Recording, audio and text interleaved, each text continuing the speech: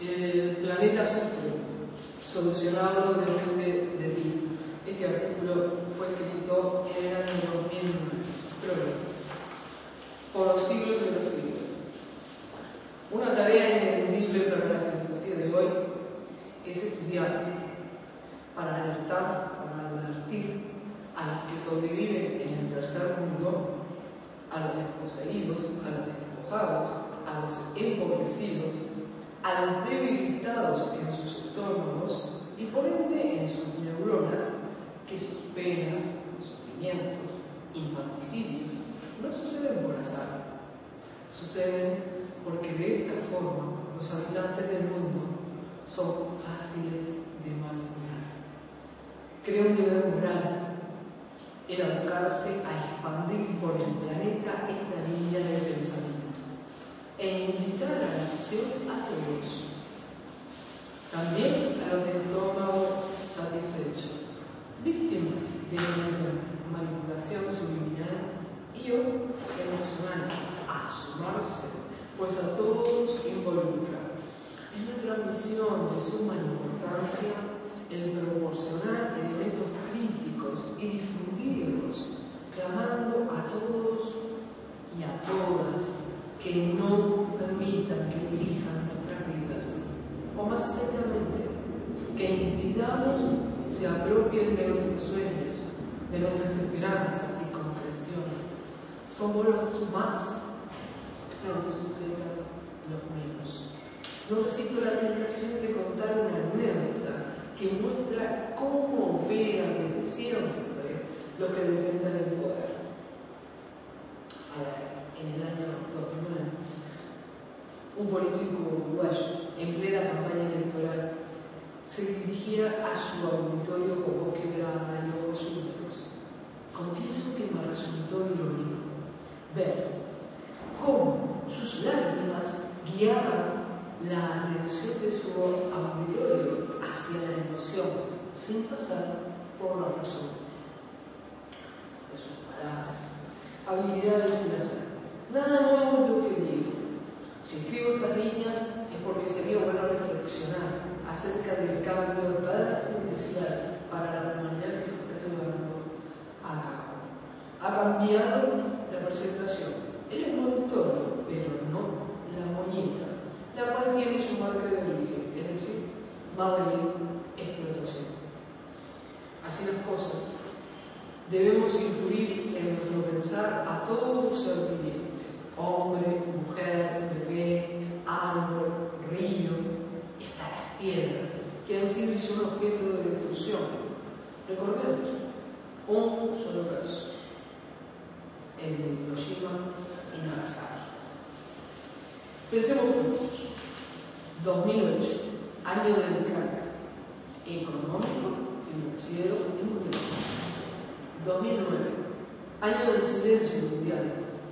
Léase pandemia de gripe A-H1N1. Dos hechos fortísimos e interconectados, y los dos creados por lo que daremos a llamar los G20 and Company Limitada. En el año 2008 se comenzó a hacer una reordenación de las alcancías mundiales, en tanto que en 2009 se requirió de la intervención de un aparato que brindara el tiempo necesario para ese reacomodo financiero mundial y así acallar las voces o avalanchas de los perjudicados. Las consecuencias de la crisis económico-financiera fueron y siguen siendo más desempleo, más hambruna. 1.000 millones de personas en esos años padecen hambre en el planeta, según la FAO. Más desigualdad de trato socioeconómico-político, y como ha dicho Irene Klein, secretaria general de Amnistía Internacional, bajo la crisis económica hay una explosiva crisis de derechos humanos. Las medidas para evitar que las hordas desborden un virus conveniente y casualmente esparcido lo instalan a nivel planetario. y sucede la incomunicación radical. Esto es, usar tapaboca para que no se escapen quejas y oracionamientos, no acercarse a más de un metro, dificultando así la comunicación interpersonal. Cerrar el puerto, una dosis de alarma y miedo convenientemente y persistentemente difundidas, dan como resultante que unos huyamos de los otros. Por miedo, armas mortales si las hay, por miedo a morir de contagio. El planeta sutilmente fue puesto bajo un manto de silencio, donde los desempleados se contaban por millones. Según Wendell Hidalgo, de OIT, informaba que entre 39 y 51 millones de personas podrían quedar ese año en el desempleo a nivel mundial. Los hambrientos se cuentan por millones, los atropellos a la dignidad por miles de millones. Se silencia y o se autosilencia, se alejan los seres humanos unos de otros. La información la maneja, y digo bien, la maneja únicamente los gerentes. Reconozco la brillantez y sin conciencia de todas las medidas tomadas, así como la eficacia y la rapidez de las mismas.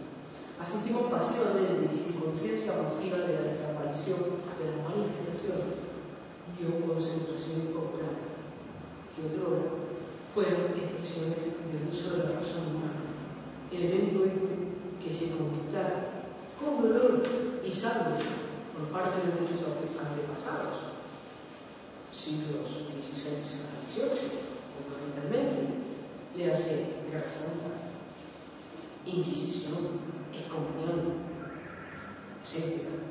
Debo alertar y preguntar a la vez que me pregunto, ¿volveremos a hojas de oro?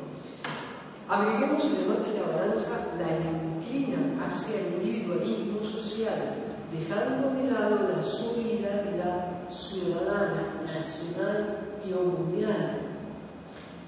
Este cambio en lo conductual favorece a los gobiernos en general y empobrece al género humano a nivel mundial. Ante esta sombría realidad existe otra, pequeña, incipiente, débil, pero no menos real, y es el sufrimiento de algunos gobernantes latinoamericanos salidos de las entrañas de sus pueblos, quienes están adoptando medidas opuestas a las más arriba mencionadas. Estos gobernantes ahora podrían actuar a favor de los más débiles, por ejemplo, entre ellos, porque tienen muy presente cómo es el ruido de un estómago vacío, por así manifestar. Y las medidas que van tomando es por eso que aquí lo mencionamos. Es así que el siglo XXI comienza, en particular para Latinoamérica, con el arribo de la presidencia de mandatarios pertenecientes a capas populares, a la vez que se asiste a un feroz reordenamiento financiero mundial, en donde los derechos humanos están en severa crisis, donde millones de personas sufren inseguridad, injusticia e indignidad. Así lo informa Irene. Juguemos a sabiduría. Guiemos nuestra reflexión para tratar de comprender a qué estamos hoy en día expuestos. En base a la conflictiva situación mundial creada y arbitrada por G20, se aplican diversas estrategias. Una de ellas, recreada y de eficacia relevante, es la de aflojar la cuerda, pero sí soltarla, mediante diversas tácticas. De acuerdo al contexto histórico de que se trate, se manipula a las masas a fin de que no interfieran con los planes globales. Y en este sentido, todo está permitido, ya que si hay que usar una bomba para controlar un país, se usa. Si hay que contaminar la atmósfera y el planeta, se hace. Si hay que detener y acallar las masas, se violenta el planeta. Por ello, tratándose del control mundial, se pone el huevo en un lado y se evita el otro. Es una ejercitarse y hasta puede plantearse en forma lúdica. Veamos. Juguemos a tener libre albedrío. Juguemos a decir y a decidir sobre nuestros gustos, o nuestros deseos, o nuestras ambiciones, nuestro futuro, nuestra vida, nuestro día a día. Juguemos a creer que transitamos por el mundo decidiendo cada paso que damos, decidiendo el cuándo y el cómo. No pensemos que la propaganda subliminal amanece y se va a dormir con nosotros, porque es cierto, la propaganda nos lleva hacia donde el mercado, es decir, la ambición de los menos, así lo impone. Juguemos a pensar que me pertenezco. Creamos que mi madre y mi padre decidieron tenerme, y no fue la sociedad que los matrizó con el cliché del hogar legítimamente concluido. Esto es, papá, mamá y la hermana. Y ya que estamos, juguemos a creer que mis abuelos decidieron ellos solitos tener 12 hijos, casi analfabetos, mal llegados, pero eso sí, muy trabajadores y honestos. Gracia que le debe dar a la mujer. Estoy hablando de esos diques. Imagínense un muro artificial, casi invisible al ojo humano, diques a cuyo lado tú y yo transitamos a diario, diques diseñados finamente por un puñadito de ciencia, para que la humanidad camine por eso, de marcha atrás y hacia adelante, y crean que tienen que ir y venir siempre por el mismo carril. Ya posee autonomía de tránsito, de decisión vital, pues en verdad no hay tal autonomía de vida. De haberla, el dique filtraría. Y cuando alguna vez eso sucede, rápidamente se actúa volviendo las aguas, esto es, los seres humanos, a su causa, que ya está predeterminada.